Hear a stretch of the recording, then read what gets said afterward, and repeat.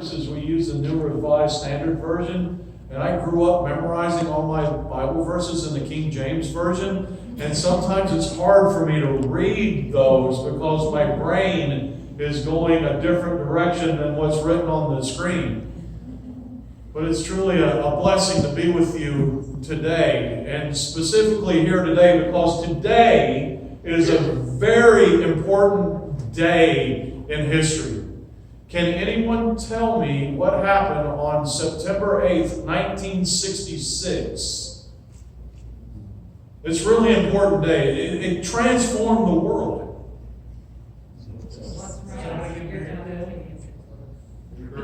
It's, thank you. Thank you. No.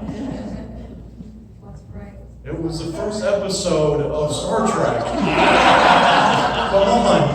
Are you holding on to something there? Yeah. Today, 1966, September 8th, was the first episode of Star Trek. And Star Trek transformed the world like that you would never imagine, because through Star Trek and through shows like The Twilight Zone, they started talking about things that people could not get away with just flat out talking about. It was amazing the situations that Captain Kirk could find himself in so that Gene Roddenberry could write through a secret language things that really needed to be talked about and really needed to be explored and really needed to be handled, so that the world as a culture could begin to work together and live together peacefully. In very covert ways, Gene Roddenberry wrote a story that Frank Gorshin appeared in and talked about a man who came from a planet who was black on one side of his face and white on the other side of his face, who could not stand people who were white on one side of their face and black on the other side of their faces. Very covertly talking about racism in a very unique way.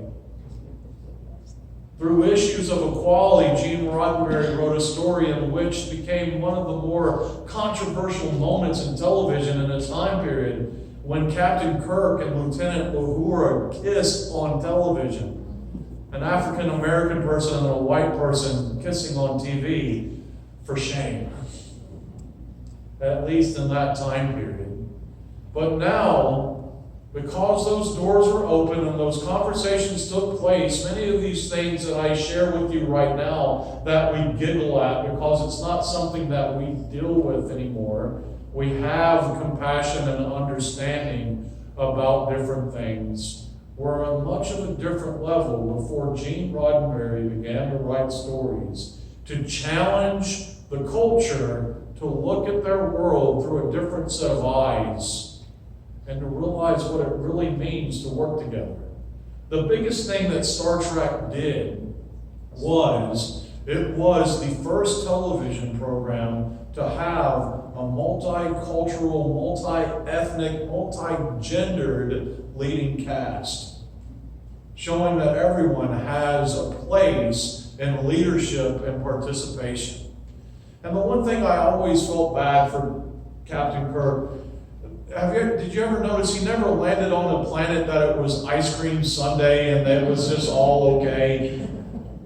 He always landed on a planet that there was a need, there was something that needed to be talked about, there was something that needed to be addressed, and it was talked about, it was worked through, and new doors were opened because of the fight of the conversation that was pulled through the language of Gene Roddenberry's written script. We need to be in uncomfortable places sometimes. We need to go to places that force us to talk, that force us to have conversations, that drag us through the mud even at times so that we can see the world through a different set of eyes. We're not always blessed to have the language of Gene Roddenberry to present the challenge, but we do have the language of the voice of Jesus Christ, who very intentionally puts us in some spiritually uncomfortable situations so that we can begin to pray, to work through, to talk through what it means to truly live in a world that there is a place for everyone at the table. Within my lifespan, I have been blessed to participate in many, many different mission trips through a company called the Sierra Service Project. And in a minute, Annie's going to explain to you what the Sierra Service Project is.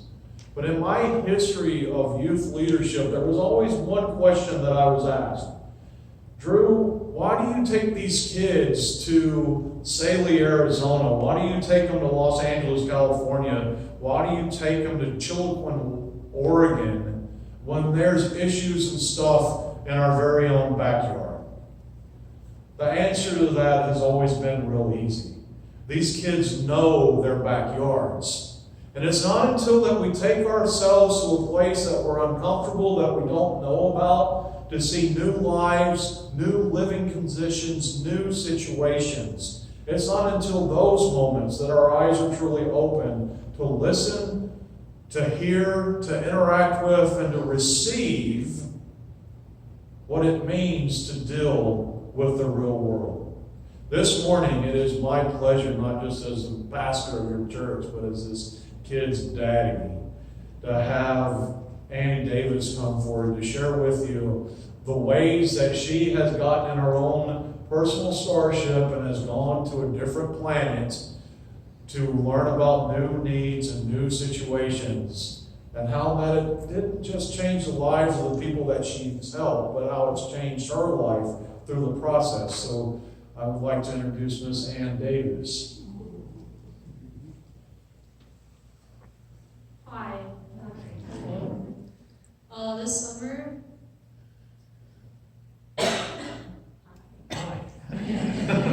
This summer, I went on SSP, the Sierra Service Project. It is a summer program in which different churches or individual people go to a certain location over the summer for a week and go help people in that community and learn about the community and so forth. It was founded in 1975 by a group of United Methodist pastors.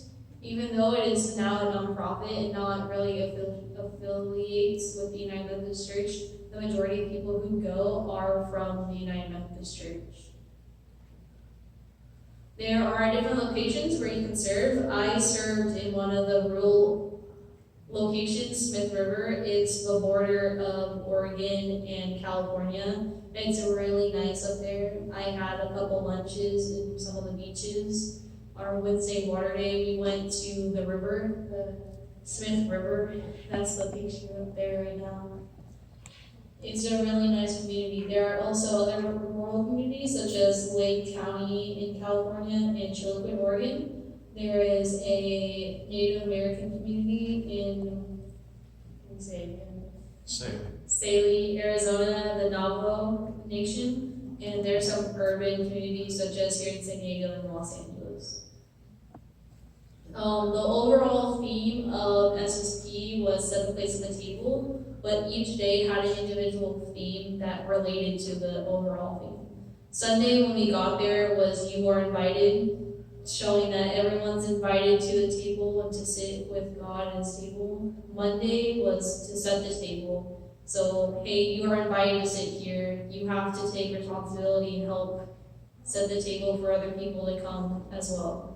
And then Tuesday is pull up a chair. It's just like, you give an opportunity for someone, it doesn't matter who they are, give an opportunity for someone to come and sit at the table. Wednesday was ingredients for the recipe. Everyone likes a salad, right? Yeah. I love salad. A salad is made up of individual things. It'd be weird if it was just lettuce or just carrots. Every single part of a salad, the lettuce, the vegetables, croutons, salad, possible cheese, it makes the salad great. It's all the individual, unique components that make it great. That's what we need to have this table look like. We can't exclude, we need to like ingredients. We need everyone to be unique and be themselves so they feel that they are welcome when they're themselves. Thursday was dig in, just kind of celebrate being together. Like, hey, we're all children of God. Have fun. And Friday was, what will you bring home? It's like, okay, so you've learned all this stuff throughout the week. How are you going to use this in your own communities? So we go into work teams from, it's not just like our church gets split up individually into work teams. It's everyone from a different church or who came by themselves get mixed up together. So you don't really know who's on your team. You get to know them and you get to work with them throughout the week at different work sites. I ended up working at 2 because the first one we were painting an elderly man's house, but we were basically the last week, so it was done. We just needed to touch everything up. And then we went to a community garden that was also a college project. We made ladders for them because the way the garden is, it's kind of in trenches. So the plants are up top. So you need little ladders to help climb up so you can water them. And then we also made birdhouses to kind of decorate it. Every Thursday there is a spirit walk.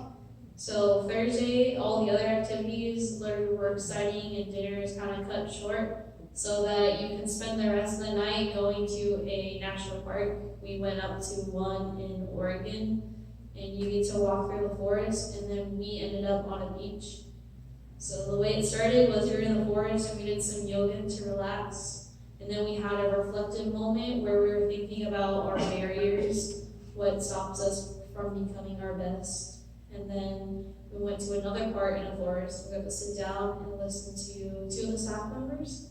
One was him talking, one of the staff members talked about his boundaries and how he overcame them. And another one talked about how spiritually they overcame their boundaries and found a place at a community. And then we ended up walking onto a beach and just sitting down, singing praise songs together and watching the sunset. Friday is our last day together, so we just kind of like hang out a lot. And at the end of the day, every day we come together and we sing songs and we kind of sum up what the day's theme was. But since Friday was our last day together, the staff members did all the tasks of every day. They brought a table out. They brought stuff to set the table, they brought chairs out, and they brought chips and dip out. So after we were done doing our activities, while we're still in our circle, one by one, everyone got to go up and grab a chip and salsa and go serve it to someone else, kind of like a little communion thing. And then we got to get sticky notes and write notes to everyone saying, hey, it was great to be with you, you were amazing, don't stop being yourself. Stuff like that. So yeah, the overall theme was set up first at the table. It's on the back of our shirts. So just kind of to sum it up, it's just God's table is open for everyone. It doesn't matter who you are, who you like, what you look like on the outside or on the inside, what you've done. All that matters is that we are able to set a table for everyone to come up and feel like they can be themselves, feel like they can be forgiven and accepted and loved. Yeah.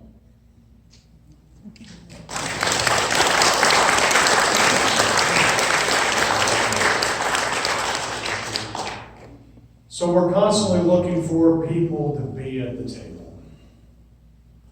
We give up our summers at times to go away from the things that make us comfortable so that we can learn new stories, interact with new people, and see where that they fit at our table. We are at times challenged to look at our own community and ask questions about giving up a night's rest to sleep with a collection of dear friends in transition, or to get up very early one morning to go serve food at Brother Benno's, or just to have a random conversation with a dear person who's trying to find their way on the side of the street corner one day. All these places moving and interacting with new people doesn't just add to their lives, but it changes ours because we hear a new story. You heard Annie's story today, And it's my prayer that her story becomes a story of North Coast United Methodist Church. We have 3 young ladies that are in our youth age program now that are old enough to go to SSP. And I would very much like to have that become an opportunity. Because as they begin to find places in service, this place becomes more exciting. The children's message today is what makes you happy. What makes me happy is when people find their identities through service and then they want to help others find their identity through service as well. And as we move forward in trying to present things like this for our church that Annie went through this last summer, it's not just giving the kids a place to go for a week. It's giving them the opportunity to discover who they really are so that they can help others find who they are and show them their places at the table. May the peace of the Lord Jesus Christ be with you.